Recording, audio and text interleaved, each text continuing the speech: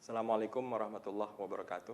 Saya akan membacakan buku The Iliad of Homer, bagian 3. Kedua pasukan kini sudah siap bertempur. Di tengah-tengah mereka hanya tersisa beberapa puluh meter ruang terbuka. Di sanalah darah akan mengalir deras membasahi bumi. Suara bising senjata kedua pasukan yang saling mengadu.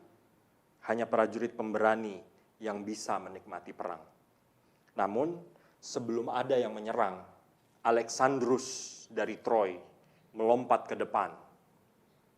Ia memakai kulit macan di bahunya, menyandang sebilah pedang berkilauan dan menggenggam sebilah tombak. Alexandrus bermaksud menantang duel prajurit terbaik Achaean.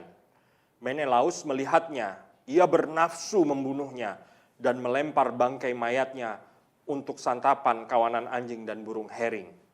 Menelaus melompat turun dari kereta untuk memenuhi tantangan Alexandrus. Alexandrus terlihat gemetaran ketika melihat Menelaus. Ia berlindung di belakang pasukannya. Hektor lalu mencela tindakan Paris. Paris, mengapa kau takut melawan Menelaus? Bukankah lebih baik mati terhormat daripada hidup namun menanggung malu? Bukankah kau sendiri yang membawa malapetaka ini? Dan sekarang kau gentar menghadapi suami yang istrinya kau bawa ke negeri ini. Alexandrus menjawab, Hektor, kau memang keras kepala. Apa kau akan menghinaku atas hadiah yang diberikan Afrodit kepadaku? Jika aku ingin melawan Menelaus, perintahkan pasukan Troy dan Achaean agar duduk, dan kami akan berduel di tengah mereka. Helen juga akan menyaksikannya dari tembok kota. Siapapun pemenangnya, ia akan mendapatkan Helen dan seluruh harta kekayaannya. Setelah itu, tak ada lagi pertempuran, dan bangsa Achaean akan berlayar pulang ke Argos. Hektor senang mendengarnya. Ia meminta pasukannya untuk duduk mendengarkan ucapannya. Namun bangsa Achaean tetap menghujaninya dengan batu dan anak panah. Hingga Agamemnon meminta mereka untuk menghentikan serangan. Hentikan! Hektor sepertinya ingin bicara. Dengarkan aku pasukan Troy dan Achaean, ucap Hektor. Aku ingin menyampaikan pesan dari Alexandrus, orang yang menyebabkan perang ini. Ia meminta pasukan Troy dan Achaean meletakkan senjata di tanah. Ia menantang Menelaus berduel di tengah kalian. Pemenangnya membawa Helen dan seluruh harta kekayaannya, dan tak ada lagi pertempuran setelah itu. Sekarang Menelaus bicara. Dengarkan aku. Aku menerima tantangan Alexandrus dan juga persyaratan yang ditawarkannya. Bawakan 2 anak biri-biri sebagai saksi, 1 ekor biri-biri putih untuk matahari, 1 ekor biri-biri jantan untuk Zeus. Raja Priam harus menjadi juri pertarunganku dengan Alexandrus. Pasukan Troy dan Achaean senang mendengar pernyataan Menelaus. Dengan begitu mereka dapat istirahat. Alexandrus dan Menelaus maju ke tengah arena. Hektor mengirim 2 pembawa pesan ke kota untuk membawa biri-biri dan meminta Raja Priam datang melihat pertarungan Paris melawan Menelaus. Sementara Agamemnon memerintahkan Talthybius kembali ke kapal dan mengambil seekor biri-biri. Menunggu pertarungan dimulai, Dewi Iris pergi menemui Helen di kamarnya. Ia menyamar menjadi sepupu Helen, istri Helikaon, putra Antenor yang bijaksana, yang menikah dengan putri Priam, Laodice. Iris mendapati perempuan cantik ini sedang menenun kain yang mengisahkan pertempuran pasukan Achaean melawan pasukan Troy. Iris mendekatinya. Oh Helen, kini kedua pasukan telah meletakkan senjata masing-masing dan akan melihat duel antara Menelaus dan Alexandrus. Duel itu bertujuan mendapatkanmu dan semua harta kekayaanmu. Helen kasihan dengan suaminya, kotanya, dan kedua orang tuanya. Ia mengenakan mantel putih dan menuju gerbang Skaian. Dua sesepuh kerajaan yang bijak, Ukalegon dan Antenor, sedang duduk di gerbang Skaian bersama Pantous, Timoetes, Lampus, Klitius, Hikaeton, dan Raja Priam. Mereka terlalu tua jika terlibat peperangan, namun mereka para orator ulung.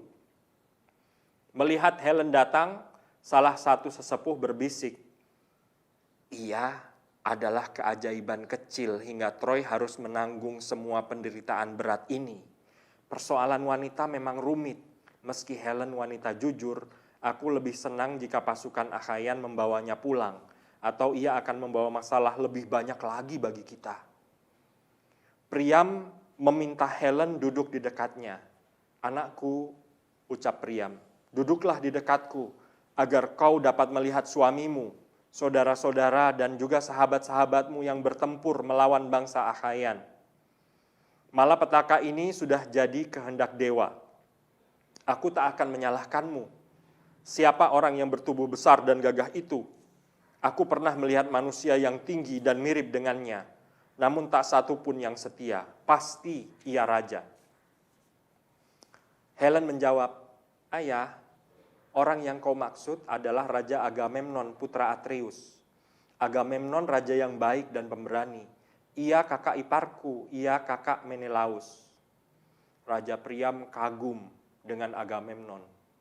"Putra Atreus yang bahagia, aku melihat bangsa Achaean tunduk padamu. Ketika aku di Frigia, aku melihat begitu banyak pasukan berkuda yang sedang berkemah di tepi sungai Sangarius. Mereka bangsa Otreus dan Migdon, dan aku sekutu mereka melawan bangsa Amazon. Namun jumlah pasukan berkuda bangsa Achaean lebih banyak." Priam kemudian bertanya mengenai Odysseus. "Siapa orang itu? Terlihat lebih pendek dibanding Agamemnon, namun dada dan bahunya lebih lebar." "Ia Odysseus, putra Laertes. Ia seorang yang sangat cerdas. Ia dilahirkan di Ithaka."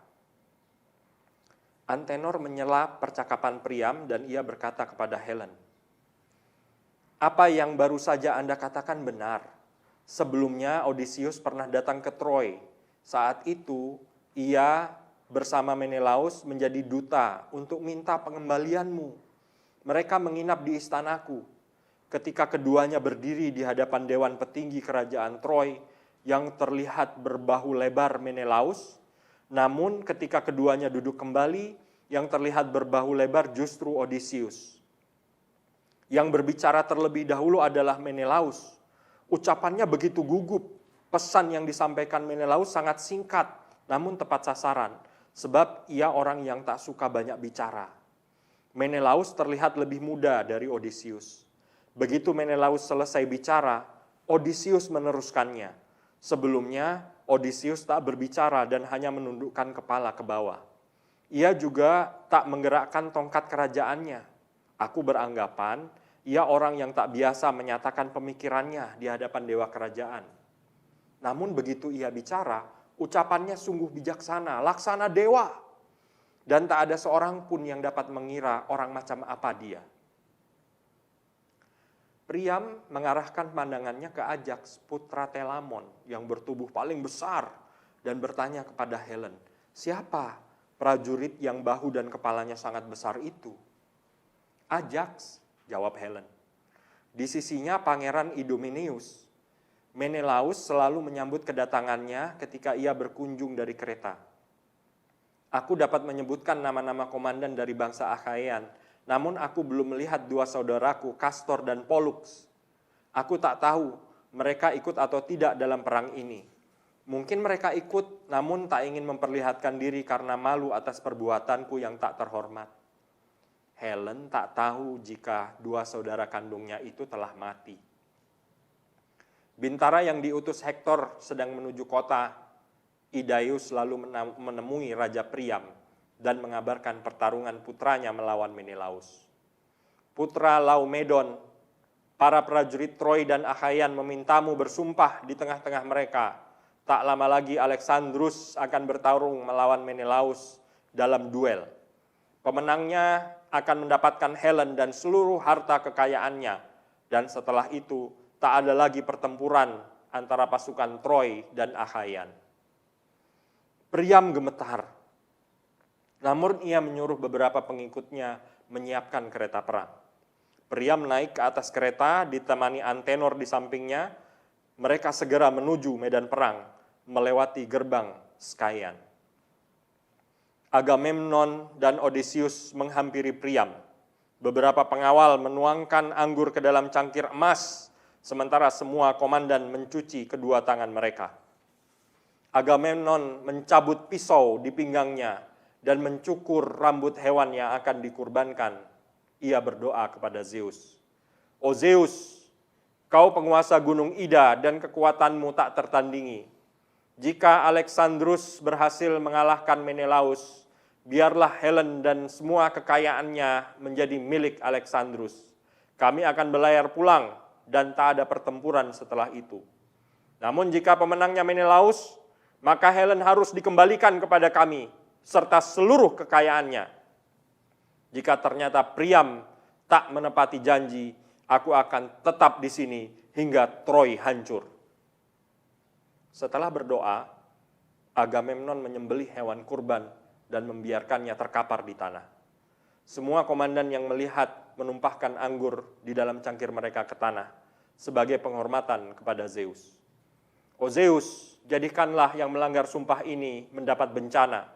Jadikan darah keturunan mereka tumpah ke tanah seperti anggur ini, lalu jadikan juga anak istri dan anak-anak mereka sebagai budak." Sayangnya, Zeus tidak mengabulkan permohonan mereka, sebab ia punya rencana sendiri. Kemudian Raja Priam berkata,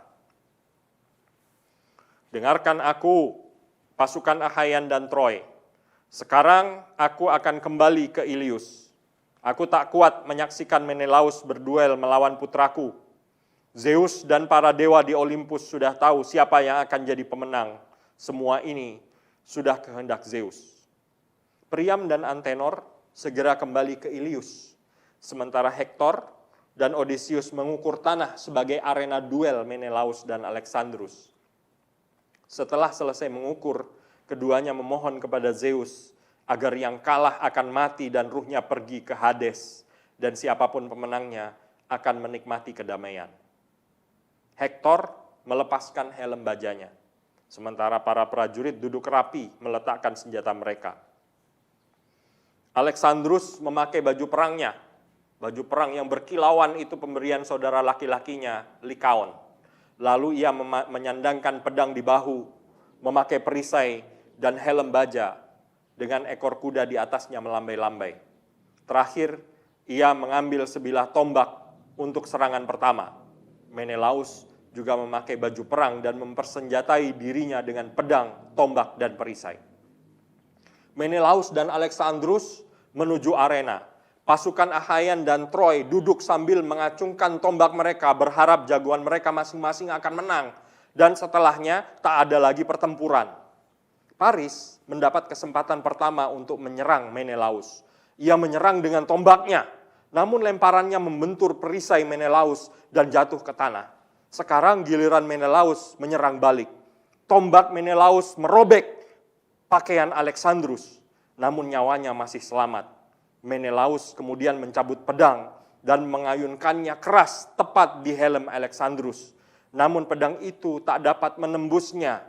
"O Zeus, aku ingin sekali membalaskan dendamku, namun mengapa pedang dan tombakku tak bisa menembus helmnya?" teriak Menelaus. Namun Afrodit, putri Zeus, segera bertindak menyelamatkan Alexandrus. Afrodit menebar kabut tebal dan segera membawa Alexandrus pergi dari medan perang. Menelaus hanya menyeret helm kosong tak berkepala, tak sadar jika musuhnya telah dibawa pergi oleh Afrodit. Menelaus terus mencari-cari Alexandrus dan ingin membunuhnya. Afrodit membawa Alexandrus ke kamar tidurnya. Setelah itu, Afrodit segera pergi ke balkon gerbang Skaian untuk menemui Helen. Afrodit menyamar menjadi salah satu pelayan Helen. Afrodit menghampiri Helen. Kemarilah, Alexandrus memanggilmu ke kamar. Ia mengenakan pakaian indah dan sangat tampan. Tak ada seorang pun yang menyangka bahwa ia telah kembali dari arena pertarungan. Mendengar ucapannya, Helen terkejut dan marah. Namun ia akhirnya tahu bahwa itu adalah Afrodit yang menyamar. Helen bertanya kepada sang dewi, "Oh Dewi, mengapa kau memperdayaiku? Apa kau ingin mengirimku lebih jauh, seperti mereka yang kau ambil dari Frigia atau juga Meonia?" Menelaus mengalahkan Alexandrus, ia berhak membawa Helen dan kekayaannya. Kau mengkhianatiku. Pergi dan temui Alexandrus dan putuskan untuk berhenti menjadi dewi. Jangan lagi kau menginjakkan kedua kakimu di Olympus. Aku tidak akan pernah menemuinya atau berbaring di tempat tidurnya. Afrodit marah mendengar jawaban Helen yang kasar. Ia menjawab dengan kasar pula, "Dasar wanita keras kepala. Jangan menghinaku, atau aku akan meninggalkanmu dan membencimu. Aku akan menghembuskan api kemarahan kepada pasukan Troy dan Achaean, sementara hidupmu akan berakhir dengan buruk." Helen takut, dan ia segera pergi tanpa suara dari balkon gerbang Skaian dan mengikuti Afrodit yang tak terlihat pelayannya. Setibanya di rumah Alexandrus, Helen menuju kamar tidurnya. Sang dewi mengambilkan kursi dan menempatkannya berhadapan dengan Alexandrus. "Kau selalu bilang bahwa kau lebih hebat dari Menelaus. Sekarang tantang ia kembali. Kau pasti mati di tangannya."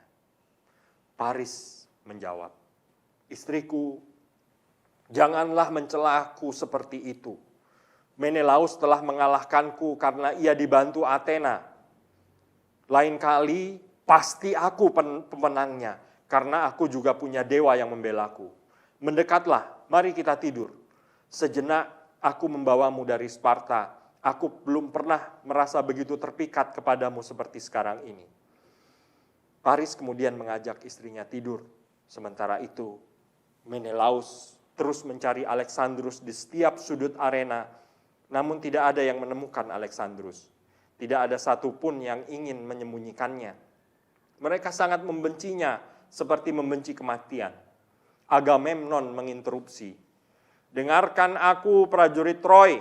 Kemenangan ada pada Menelaus. Cepat, kembalikan Helen dan kekayaannya. Tepati apa yang telah disepakati." Pernyataan Agamemnon diikuti tepuk tangan meriah para prajurit Achaean.